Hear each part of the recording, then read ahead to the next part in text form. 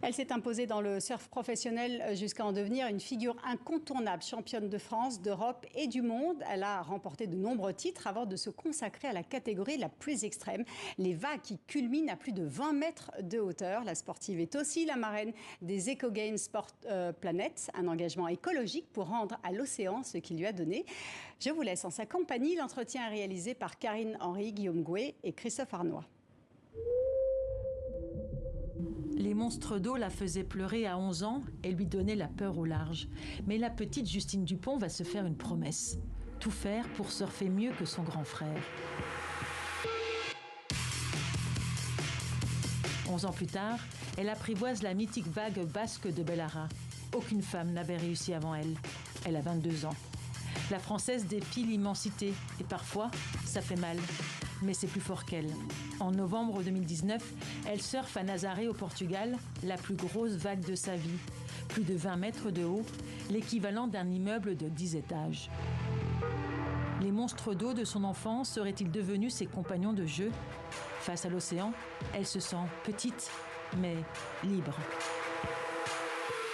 C'est plus la vitesse, du coup, ça va me procurer plus de pentes, plus de temps de surf et du coup plus de sensations. Donc c'est ça le surf, c'est dessiner des trajectoires sur une vague. Donc plus il y a d'espace, plus la vague est grosse, mais plus il y a de possibilités, tout simplement. Plus il y a de liberté sur la vague. La dernière, c'était en février là? Ouais. Ça se passe comment du coup? C'était à Cortes Bank, donc c'est au large de la Californie, au large de San Diego, à 200 km au large. Et du coup, c'est une vague qui casse au milieu de l'océan, hein, parce qu'on n'a pas du tout de repères par rapport à la côte. On voit pas de côte, on voit juste l'eau à 360 degrés. On a juste notre bateau.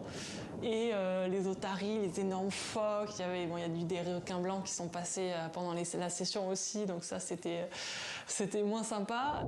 On est vraiment à l'affût, vraiment le regard qui regarde l'horizon et qui essaie de distinguer quelle sera la plus belle ondulation qui est de la houle, qui devient après une vague.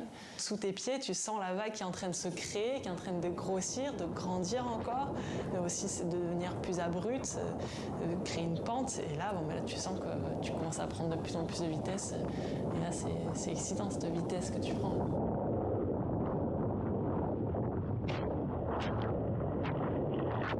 C'est la plus belle pour l'instant de vague, celle-ci? Ouais, je pense, ouais. Pour moi, c'est la plus belle vague que j'ai surfée. Est-ce qu'il y a un côté charnel, élément, métaphysique? Oui. Après, on peut être poétique et tout, mais c'est sûr que quand tu es dans l'océan, tu es dans ces océans aussi puissants, déchaînés, par moments juste magnifiques. Tu sens quelque chose, tu sens que... D'une, t'as pas à être là, normalement, t'as pas ta place, parce que t'es tellement vulnérable par rapport à ces puissances d'eau, d'énergie.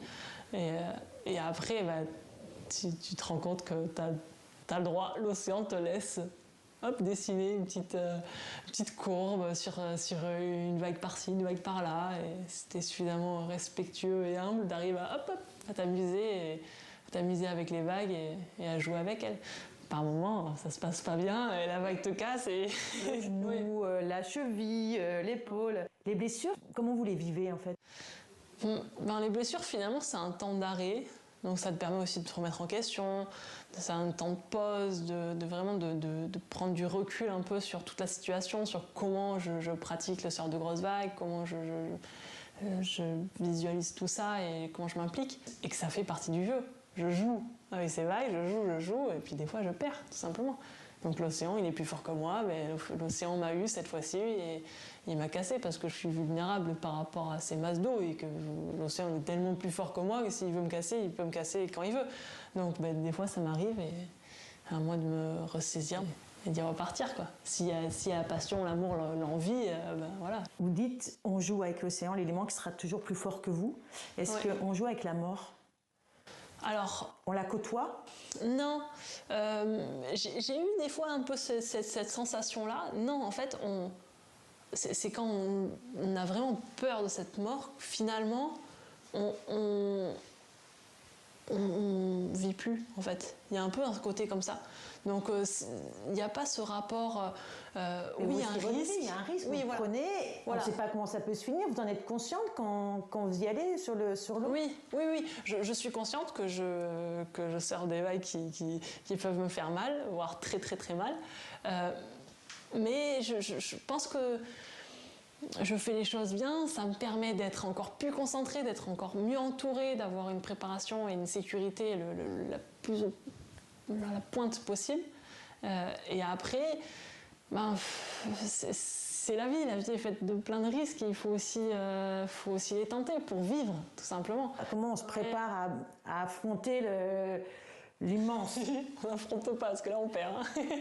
On a le privilège de passer un petit moment sur la vague en fait. Mais c'est passionnant parce que il y a la partie sport forcément, mais voilà, cette partie mentale elle est passionnante parce que tu essaies de gérer au mieux ces émotions-là, mais il faut en être consciente du coup. Donc déjà repérer quand est-ce qu'il y a de la peur, à quel niveau elle est, et pour moi c'est vraiment un ami, vraiment, je la prends par la main. Ok, bon, j'ai peur aujourd'hui, c'est normal parce que je suis dans un environnement qui est complètement démesuré. J'en ai un petit peu, ça me permet d'être plus vigilante, d'être bien plus concentrée, de faire les choses bien. Et ça veut dire que voilà, c'est une bonne journée et tout va bien se passer. Quand j'ai vraiment pas de peur, c'est plus rare. Et là, ça veut dire que tu... Ça veut dire que t'as moins ton petit panneau attention dans ta tête qui s'est mis, et ça veut dire que tu peux faire des erreurs.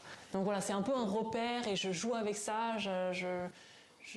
Elle est là, mais sans tétaniser en fait, la peur. Ah oui, c'est ça. C'est mon petit sac à dos. Hop, j'ai ma petite peur avec moi et elle m'aide à faire tout ce que je fais dans ma vie, tout simplement. Si je vous montre cette photo, ça vous fait penser à quoi? Ah oui. Ça me fait penser à Temana Ote Moana, l'esprit de l'océan. Du coup, c'est une tortue. Et je suis partie à Tahiti l'année d'avant et l'été dernier aussi. Et je suis restée un bon moment. Et voilà, j'ai pu surfer la vague de Taupo et connaître la Polynésie française et apprendre de cet endroit qui est magnifique. La nature, elle est présente au plus haut point. C'est vraiment frappant et c'est prenant. Donc j'avais juste envie de redonner aussi là-bas. Donc j'ai planté du corail aussi. J'ai aussi appris un petit peu sur ces arbres sous-marins. Et sur les tortues, voilà, ça a été l'association qu'on a choisi de soutenir. Vous êtes marraine d'opérations pour sensibiliser à la protection de l'environnement. Ça, c'est important. Oui, c'est hyper important parce que l'océan me donne beaucoup et après à moi de donner un échange tout simplement. Donc avec les jeunes via la sensibilisation, via des initiations au surf, des ramassages de déchets et tout ça, mais aussi via des associations au niveau local qui œuvrent pour l'environnement. Et donc voilà, pour les tortues à Tahiti, ça faisait beaucoup de sens pour moi cette année. Je pense que c'est un beau sport parce que c'est pas qu'un sport, c'est vraiment un mode de vie, une philosophie, un rapport avec la nature. Et donc c'est ça qui est hyper important pour moi. Vous n'allez pas les faire les JO parce que les critères de sélection ne vous conviennent pas. Ça veut dire que la vague est plus forte qu'un rêve de Jeux Olympiques. Oui, le surf, pour moi, c'est la vague. C'est la vague. Même les prix, les records, tout ça, ça vient après. C'est intéressant, ça me permet d'en vivre, ça me permet de faire plaisir à mes partenaires, de tout ça. Mais après, moi, personnellement, c'est le côté vague. Et les JO, c'est autre chose. C'est une compétition. Là, la fédération, elle avait mis en place des critères de sélection qui ne me permettaient pas de continuer ma passion dans les grosses vagues et de faire les JO. Donc, il fallait que je fasse des petites vagues, des compétitions, et un peu partout, j'allais suivre l'été, alors que moi je suis plutôt l'hiver et l'océan qui est puissant. Donc non, j'avais plus à apprendre, plus à vibrer, à continuer mon aventure dans les grosses vagues. La petite fille de 11 ans qui un jour a arrêté la course pour prendre la planche, ouais. Vous lui diriez quoi aujourd'hui? J'ai bien fait. J'ai bien fait de prendre une planche, ça m'a amené dans plein d'océans, ça m'a amené un contact avec la nature qui était prenant et intense à vivre et bien plus changeant qu'une piste d'athlétisme. Même si j'ai rien contre l'athlétisme, c'est très bien.